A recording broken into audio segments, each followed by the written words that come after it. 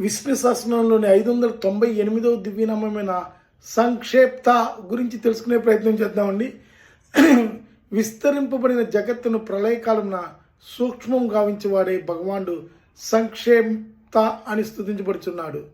ఈ నామమును కొందరు అసంక్షేప్త అని చదివే అలవాటు ఉన్నది. అసంక్షేప్త అనగా భక్తులను ఎన్నడూ విడిచిపెట్టని వాడు అని అర్థము. భక్తుల క్షేమం కొరకు క్షేమమే ప్రధాన కర్తవ్యంగా కలిగి ఉన్నారని అర్థం. భక్త సంరక్షణార్థము అవతారములను ఎత్తు అమృత హృదయుడని భావం. భక్తులోని భక్తిని పతనం కాకుండా చూచువాడు కూడా తానే అయి ఉన్నాడు. ఈ విషయంలో రాబోనాము వివరించును. ఓం సంక్షేప్త్రే నమః. మరో దివ్యమైన నామంతో కలుసుకుందామని తెలియజేసుకుంటూ అందరికీ నమస్కారాలతో సెలవు తీసుకుంటున్నాను. స్వస్తి.